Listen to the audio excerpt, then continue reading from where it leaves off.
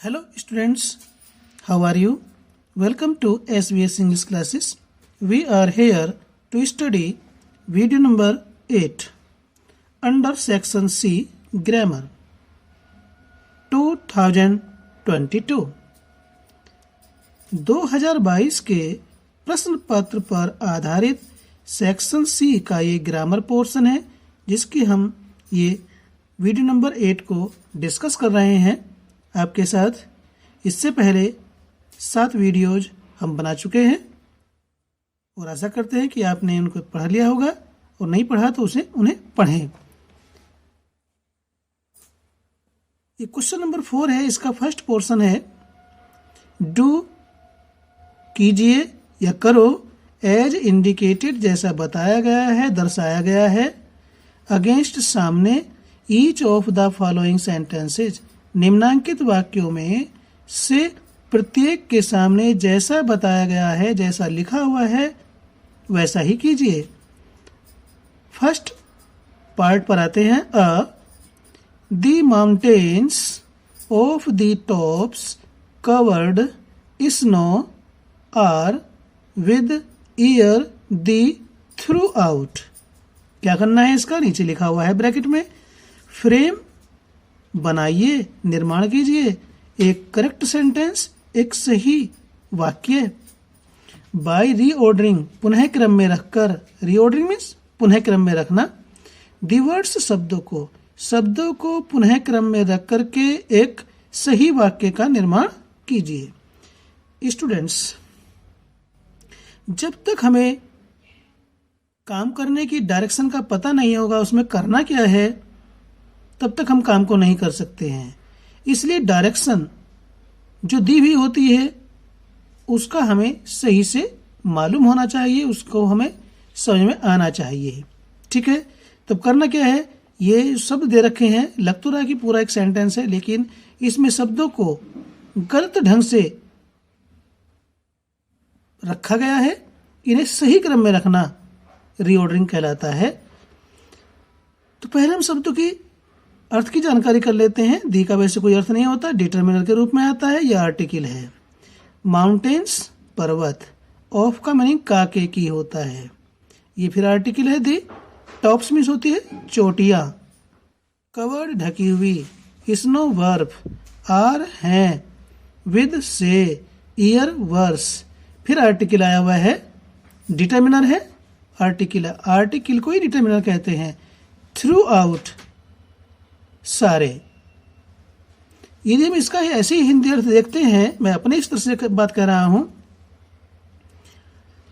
पर्वत की चोटियां वर्ष भर बर्फ से ढकी हुई होती हैं, ये इसका अर्थ आ रहा है। तो हम पहले ढूंढते हैं सब्जेक्ट। तो ये होगा पर्वत की चोटियां, the tops of the mountains.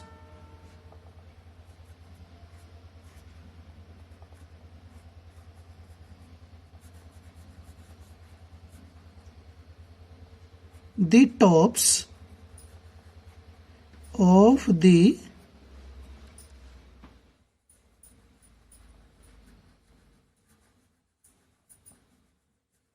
mountains। जो सब्जेक्ट आएगा हमारा टॉप्स के अनुसार आएगा। सब्जेक्ट हमारा इसमें टॉप्स है और इसके अनुसार वर्ब आएगी। क्या है इसमें? Are. The tops of the mountains are, इसके बाद main verb I covered.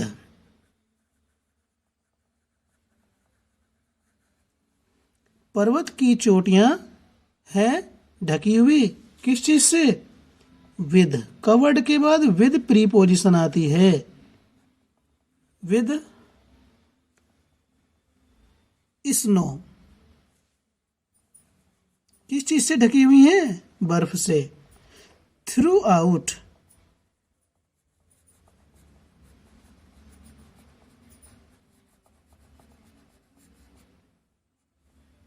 Through out the year, वर्ष भर। ये सेंटेंस हमारा, अब ऊपर देखते हैं नीचे देखते हैं। ऊपर शब्दों का कोई क्रम नहीं है। अब नीचे इनको सही क्रम में रीऑर्डर किया गया है और मीनिंगफुल है। पर्वत की चोटियां वर्ष भर बर्फ से ढकी हुई होती हैं। हुआ मीनिंगफुल। इस प्रकार से हमें इसे रीऑर्डर करना है। ये चीजें अभ्यास की होती हैं। ठीक है, अब हम आते हैं बी पर।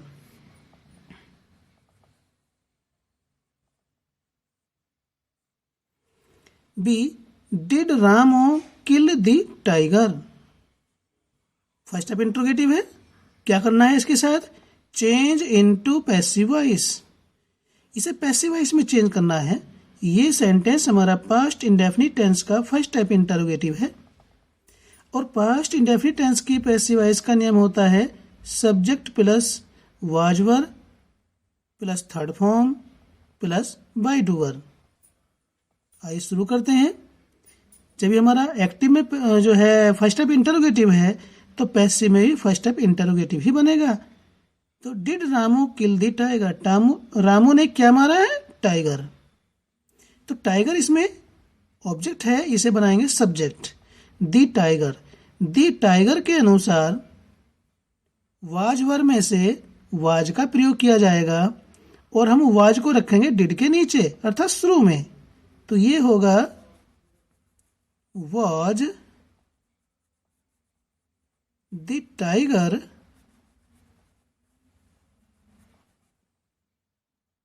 ठीक है। हेल्पिंग वर्ब शुरू में आ गई क्योंकि फर्स्ट स्टेप इंटरोगेटिव है।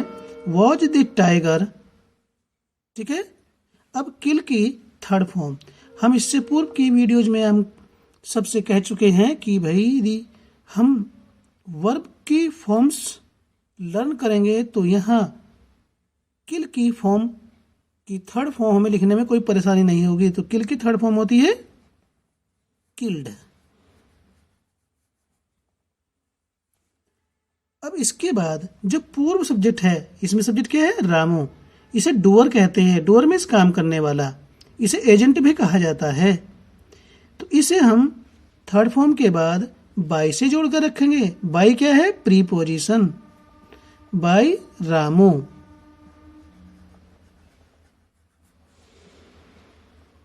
एंड में क्वेश्चन मार्क भी लगेगा क्योंकि जब एक्टिव में लगा हुआ है तो पैसिव में भी क्वेश्चन मार्क लगेगा। अब हम आपको ध्यान दिलाते हैं इस ग्रामर के पोर्शन में पैसिवाइज भरने प्रीपोजिशन भरने के लिए भी आती हैं। यदि ये सेंटेंस लिखा हुआ है और यहाँ पर खाली स्थान छोड़ दें तो ये सेंटेंस पैसिवाइज में है ना। तो यहाँ यदि खाली छोड़ा जाता है तो यहाँ पर बाई प्रीपोजिशन के अतिरिक्त दूसरी प्रीपोजिशन नहीं आएगी। ठीक है। अब हम आते हैं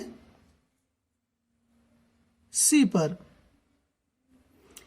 The peon said to the principal, comma inverted commas begin, please give me some money, full stop inverted comma close।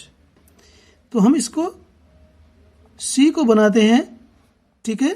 क्या करना है इसका? Change into indirect speech. इसे इनडायरेक्ट स्पीच में चेंज करना है। ठीक है। हमारी जो रिपोर्टिंग वर्ब चेंज होती है और कंजक्शन आता है कॉमा इन्वर्टेड कॉमाज को हटाने के लिए, ये इस इन्वर्टेड कॉमाज के अंदर आई हुई रिपोर्टेड स्पीच के अनुसार बदलता है। ये इंपेरेटिव है। प्लीज आ रहा है। जब प्लीज होता है तो हम सेड ए सेड टू को रिक्वेस्टेड में चेंज करते हैं। द पियोन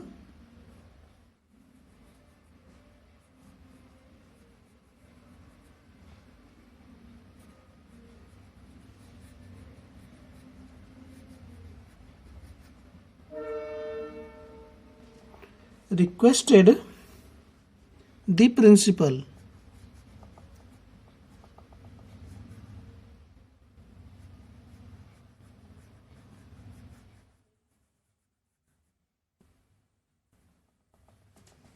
ठीक। प्लीज के होने पर हमने सेड सेड टू को रिक्वेस्टेड में चेंज किया। ठीक है। अब इस कॉमा इन्वर्टेड कॉमाज को हटाने के लिए हम इस पार्ट को इससे जोड़ने के लिए जब इंपेरेटिव सेंटेंस होता है तो इस रिपोर्टिंग वर्ब के ऑब्जेक्ट के बाद टू लिखते हैं। ये प्रीपोजिशन होती है।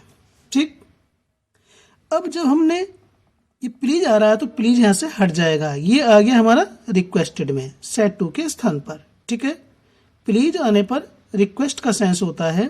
अब बचता है हमारा गिव मी सम मनी। तो इस गिव को ज्यों का त्यों इसकी फॉर्म में कोई परिवर्तन नहीं करेंगे, इस टू के बाद लिख देंगे।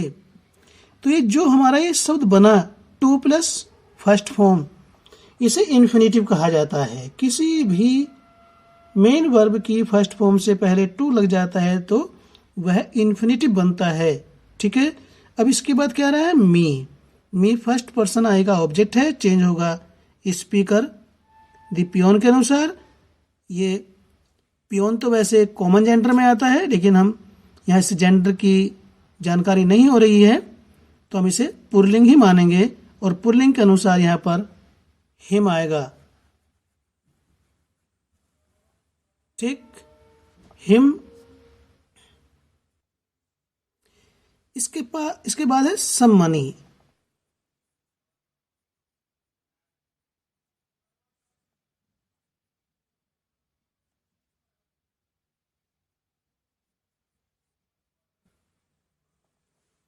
इस प्रकार से हमारा इंडाइट बन करके कंप्लीट हुआ। यदि हमारा सेंटेंस इस प्रकार से बना हुआ है, जहां जो चेंजेज हम कर रहे हैं वो इस प्रकार से हैं सेम टू सेम, तो हमारा सेंटेंस सही होगा।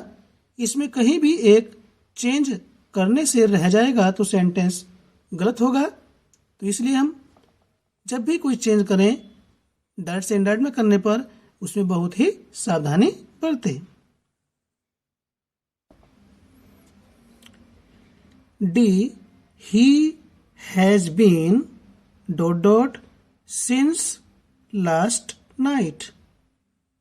क्या करना है इसमें, यूज प्रयोग कीजिए करेक्ट फॉर्म सही रूप ऑफ द वर्ब का सही रूप भरना है।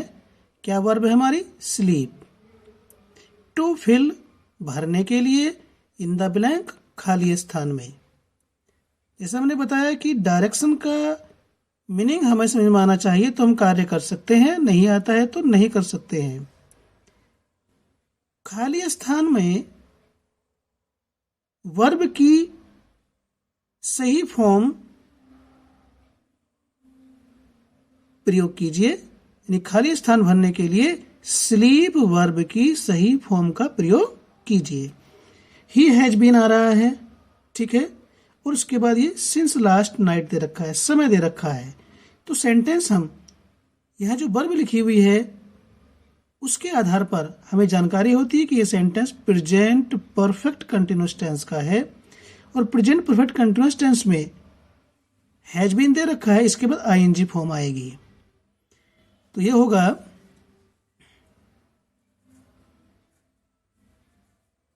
ही has been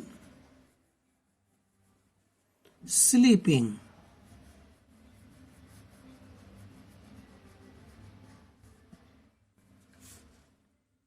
since last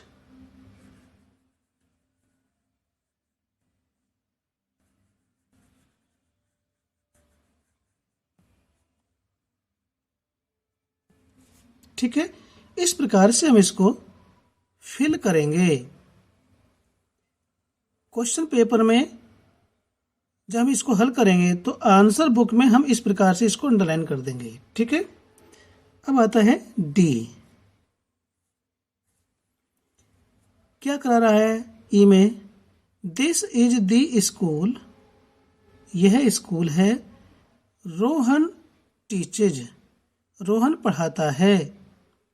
join जोड़िए द एबव सेंटेंसेज इन उपर्युक्त, एबव मीन्स ऊपर के सेंटेंसेज वाक्यों को जोड़िए with the relative pronoun, relative pronoun के द्वारा। क्या है, वेयर, वेयर रिलेटिव प्रोनाउन के द्वारा हमें इसको जोड़ना है। तो वेयर स्थान के लिए आता है, तो वेयर स्थान के बाद आएगा, ठीक है, और उसके बाद दूसरा हम सेंटेंस लिख देंगे। तो इसमें स्थान कहां पर है, स्कूल, स्कूल स्थान होता है। तो ये वेयर कहाँ पर आएगा, स्कूल के बाद आएगा और उसके बाद इस सेंटेंस को हम लिख देंगे। तो दिस इज द स्कूल।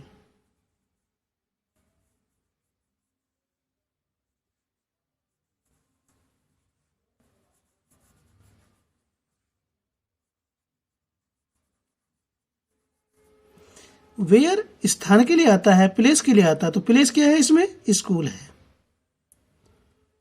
ठीक है, तो वेयर रोहन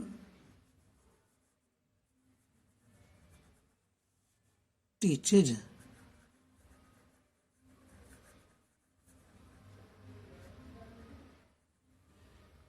इस प्रकार से हम इसमें इस वेयर कंजक्शन का प्रयोग, जो रिलेटिव प्रोनाउन है, यह प्रयोग हो जाएगा और दोनों वाक्यों को हम जोड़ देंगे। ये यहां से यहां तक अब एक सेंटेंस है। अब इनको हम दो वाक्य नहीं कहेंगे, दो सेंटेंस नहीं कहेंगे, यहां से यहां तक एक ही सेंटेंस है। ठीक है, आशा करते हैं कि आपको ये क्लियर हुआ होगा। क्वेश्चन नंबर 4 का ये सेकंड पार्ट है और इस सेकंड पार्ट का फर्स्ट पार्ट है, इन द फॉलोइंग क्वेश्चंस, निम्नांकित प्रश्नों में चूज चुनिए द मोस्ट सुटेबल, सर्वाधिक उपयुक्त, अल्टरनेटिव विकल्प टू कंप्लीट, पूरा करने के लिए, दी सेंटेंस, वाक्य को। निम्नांकित प्रश्नों में से वाक्य को पूर्ण करने के लिए सर्वाधिक उपयुक्त विकल्प को चुनिए। चूज में चुनना होता है। इसका फर्स्ट पार्ट है, ghee is made dot dot milk. घी बनाया जाता है कैसे, दूध से। घी दूध से बनाया जाता है। तो आइए प्रीपोजिशन देखते हैं, इसे प्रीपोजिशन बननी है। टू का मीनिंग होता है को से भी होता है, से भी होता है। ठीक है, ये इसमें नहीं आएगा।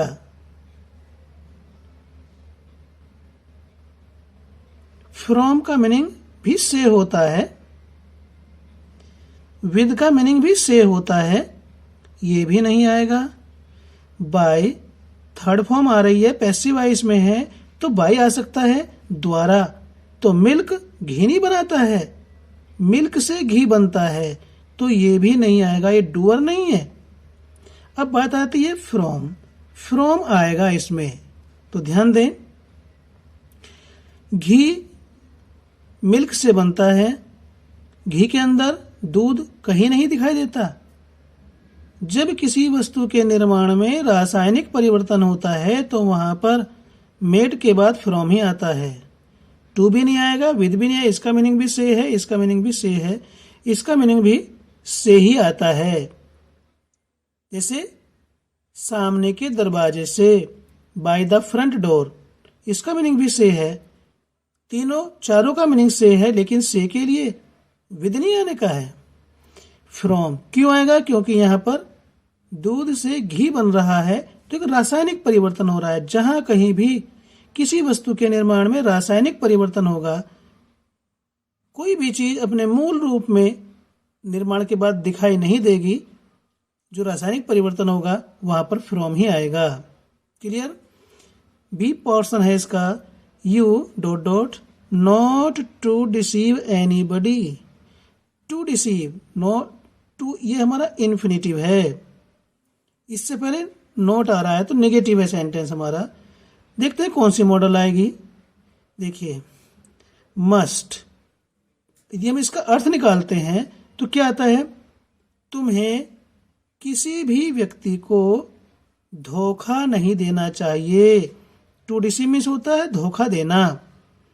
अब मस्ट का मीनिंग भी यहां पर चाहिए आता है, लेकिन नहीं आएगा क्योंकि इसमें अनिवार्यता नहीं है। मस्ट के बाद में टू नहीं आता है। में सकना, ये तो आएगा ही नहीं। अब हम बात करते हैं इसकी शुड। शुड का मीनिंग भी चाहिए आता है, तो शुड के बाद में ये इन्फिनेटिव नहीं आता है। ये जो नॉट के बाद टू, ये इन्फिनेटिव है। अभी हमने बताया किसी भी वर्ब की फर्स्ट फॉर्म से पहले प्रीपोजिशन टू लग जाती है तो वो इन्फिनेटिव बनता है। और ये इन्फिनेटिव केवल ओट के बाद आता है। इसमें केवल और केवल ओट आएगा। क्यों आएगा ये हमने बता दिया है। और ध्यान दें, एक वर्ब मॉडल और है, वो होती है यूज्ड, और यूज्ड इसमें कहीं दे नहीं रखी। यदि यूज्ड होती तो फिर ओट को इसमें से गायब करना पड़ता है। हमने पूरी आपको डिटेल दी क्यों यहां पर ओट का प्रयोग किया गया है। अब आते हैं बी पर। Complete the spellings of the following words. निम्नांकित शब्दों की स्पेलिंग को पूरा कीजिए। TWEL एक डैश है, TH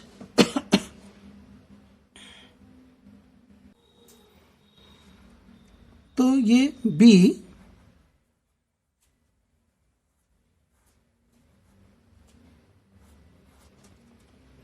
तो क्या है 12, ये 12 से बना हुआ है 12th।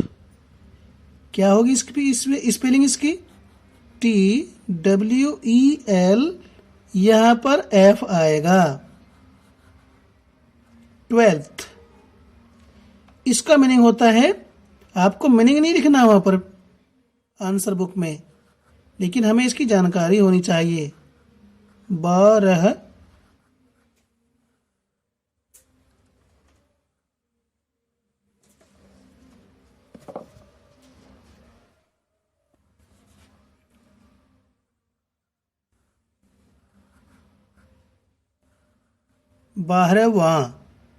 12वां, ठीक है। सेकंड पार्ट पर आते हैं। GR एक डैश है, फिर M, फिर 2 डैश है R। ये हमने इससे पहली वीडियो में बताया था, यहां पर भी बता रहे हैं। ये यहां पर 12th है, यहां पर एक ग्रामर है। तो कुछ जरूरी नहीं कि यही शब्द आएंगे, ये कंप्लीट वर्ड भी आ सकता है, फॉलोइंग भी आ सकता है, वर्ड्स भी आ सकता है, शुड भी आ सकता है, ये डिसीव दे रखा ये भी आ सकता है, ठीक है। इसमें से कोई सा भी किसी शब्द को इसमें रखा जा सकता है। तो इसलिए हमें किसी भी शब्द की स्पेलिंग और उसका मीनिंग याद होना चाहिए। यह है ग्रामर, GRAMMAR। ग्रामर मीन्स होता है व्याकरण।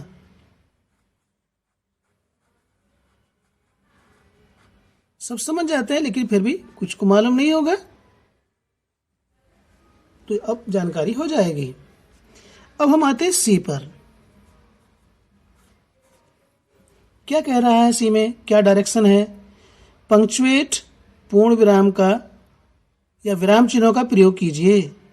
पंक्चुएट मीन्स विराम चिन्हों का प्रयोग कीजिए। द फॉलोइंग निम्नांकित में, using capital letter. Using means प्रयोग करते हुए, कैपिटल लेटर्स बड़े अक्षर, वेयर एवर नेसेसरी जहां कहीं आवश्यक है। ऐसा नहीं कि सारे शब्दों को हम कैपिटल से बना देंगे, जहां आवश्यक है वहीं बनाएंगे। आइए तो एक बार इसे रीड आउट कर लेते हैं। Pankaj has visited the Taj Mahal of Agra twice, but he has never been to Lucknow. ये यहां से यहां तक पूरा एक ही सेंटेंस है, कंजक्शन बट के द्वारा जुड़ा हुआ है। अब बात करते हैं यहाँ की। किसी भी सेंटेंस को हम शुरू करते हैं तो चाहे कोई भी शब्द आ रहा है वो कैपिटल से ही लिखा जाता है, ठीक है। यह है पंकज।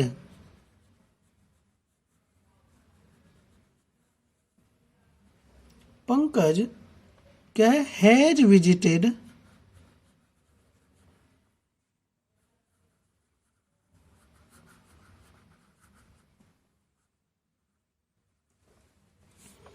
जब क्वेश्चन का आंसर डिक्टेट करते हैं तो बालकों को ये पता नहीं होता है, हाई स्कूल पास कर लेते हैं कि फुल स्टॉप के बाद में कैसे लिखना है, वो स्मॉल से ही लिख लेते हैं, जबकि वो उस चीज को सब पढ़ गए होते हैं, पढ़ाया गया होता है, फिर भी हम उसे इग्नोर कर देते हैं, ध्यान नहीं देते। तो इन चीजों का ध्यान रखना चाहिए। विजिटेड दी, ताजमहल ऐतिहासिक इमारत का नाम है। कोई भी दुनिया की किसी भी ऐतिहासिक इमारत का नाम है तो वो कैपिटल से लिखा जाएगा।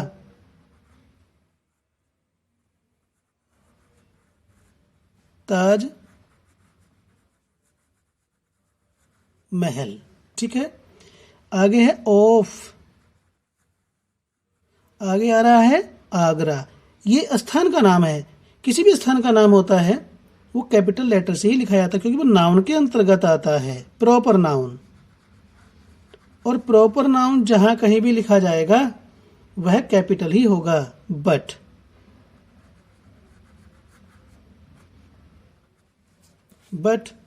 ही, अब ही क्या है, प्रोनाउन है, तो ये स्मॉल से ही लिखा जाएगा ये।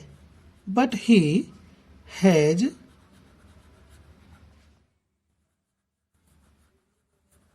नेवर बीन टू, अब लखनऊ, फिर स्थान का नाम आ गया, प्रॉपर नाउन है, एल कैपिटल बनेगा, LUCKNOW,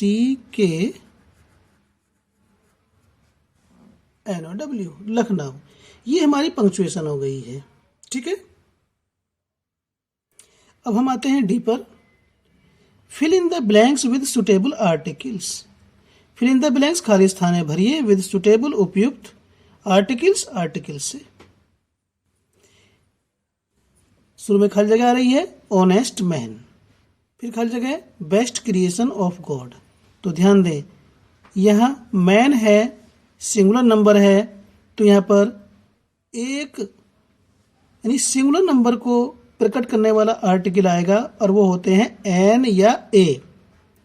यहां ये शुरू में आ रहा है ऑनेस्ट, वैसे तो ये कॉन्जोनेंट है लेकिन इसमें एच साइलेंट रहता है, हम इसे बोलते हैं ऑनेस्ट। और वोवेल की साउंड आ रही है कॉन्जोनेंट होते हुए भी, तो यहां पर आएगा article an. An honest man is, यह आ रही है गुड की सुपरलेटिव डिग्री।